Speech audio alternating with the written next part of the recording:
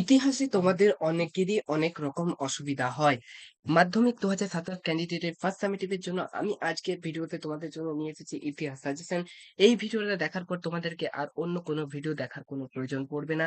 আজকের ভিডিওতে আমি তোমাদের জন্য বাছাই করে সেরা কোয়েশ্চেন নিয়ে এসেছি, যে কোয়েশ্চেন গুলো তোমরা তোমাদের হুবহু ফার্স্ট সামেটিভ এর ইতিহাসের প্রশ্নে প্রশ্নপত্রে দেখতে পাবে।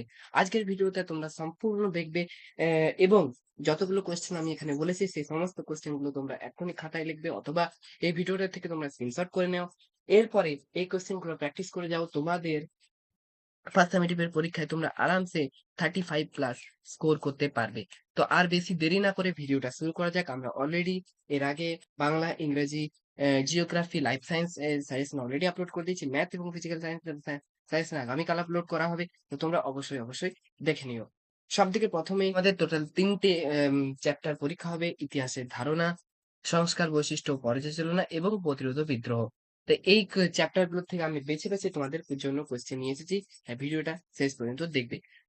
আধুনিক ভারতের ইতিহাস রচনায় সরকারি নথিপত্র কতটা গুরুত্বপূর্ণ? আধুনিক ভারতের ইতিহাসের উপাদান হিসেবে বঙ্গদর্শন পত্রিকার গুরুত্ব আলোচনা করো। ৩ নম্বরে আছে আধুনিক ভারতের ইতিহাস চর্চার উপাদান হিসেবে সোমপ্রকাশ পত্রিকার গুরুত্ব কতটা গুরুত্বপূর্ণ? এই কোয়েশ্চেনটা কিন্তু বেশিরভাগ স্কুল দিতে চলেছে, তাই এটা কিন্তু তোমরা অবশ্যই প্র্যাকটিস করে যাবে। নারী জাতির উন্নয়নের ক্ষেত্রে সোমপ্রকাশ পত্রিকার দুটি বিশেষ অবদান কি ছিল? হিন্দু প্যাট্রিয়ট পত্রিকা থেকে ১৯ শতকের বাংলা কি ধরনের সমাজচিত্র পাওয়া যায়?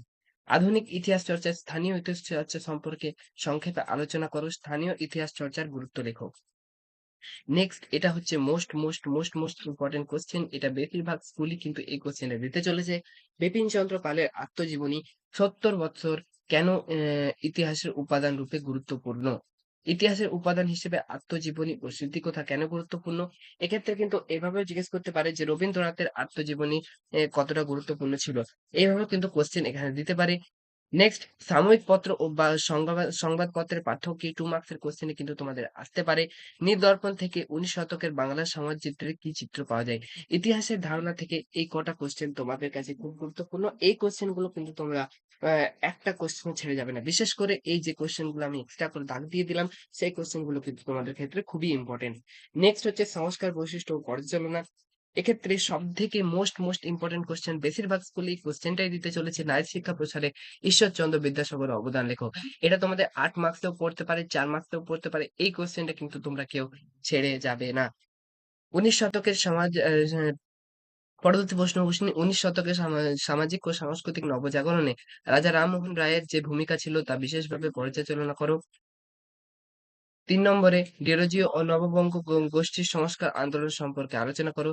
৪ নম্বর, উডের নির্দেশনামা কে এদেশের শিক্ষা বিস্তারের মহা সনদ বলা হয় কেন? অথবা টিকা লেখো চার্লস উডের প্রতিবেদন।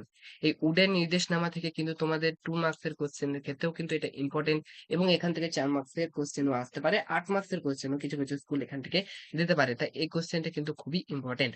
উচ্চশিক্ষার বিকাশে কলকাতা বিশ্ববিদ্যালয়ের ভূমিকা কি ছিল? খুব ইম্পোর্টেন্ট কোয়েশ্চেন।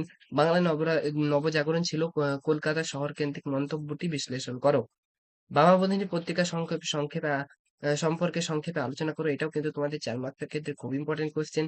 মেকলেমিনির সম্পর্কে আলোচনা করো। শিক্ষার বিস্তারে প্রাচ্যবাদী ও পাশ্চাত্যবাদী বিতর্ক কি ছিল? এটা অবশ্য পরবর্তী চ্যাপ্টারের কোয়েশ্চেন। তো এই কোয়েশ্চেনটা কিন্তু তোমাদের খুব ইম্পোর্টেন্ট। এটাও কিন্তু তোমাদের 2 মার্কসের কোয়েশ্চেনের ক্ষেত্রে দিতে পারে। ইটালির রেনেসাঁর সঙ্গে বাংলার রেনেসাঁর সাদৃশ্য কি ছিল? ১৮ শতকে ওই অন্ধকার যুগ বলা হয়। চুইয়ে পড়া নীতি বা ফিল্টারেশন পদ্ধতি বলতে কি বোঝানো হয়? এগুলো পড়ার চান্স খুবই কম, কিন্তু আমি কিছু কোশ্চেন দিয়ে রেখেছি, কারণ কি কিছু কোশ্চেন একটু কিছু স্কুল তোমাদের ক্ষেত্রে কিন্তু একটু অ্যাডভান্স লেভেলের কোশ্চেন করতে পারে। সেক্ষেত্রে কিন্তু তোমাদের এই কোশ্চেন গুলো পড়তে পারে। তবে এগুলো পড়ার চান্স কম, তাইলে তোমরা এগুলো স্কিপ করতে পারো। নেক্সট, প্রতিরোধ, বিদ্রোহ, বৈশিষ্ট্য ও বিশ্লেষণ। সবথেকে মোস্ট ইম্পোর্টেন্ট কোশ্চেন হচ্ছে মেদিনীপুরের চুয়াড় বিদ্রোহ সম্পর্কে সংক্ষেপে আলোচনা করো। কোল বিদ্রোহ সম্পর্কে সংক্ষেপে আলোচনা করো। সাঁওতাল বিদ্রোহ সম্পর্কে সংক্ষেপে আলোচনা করো। সন্ন্যাসী ফকির বিদ্রোহ সম্পর্কে সংক্ষেপে আলোচনা করো।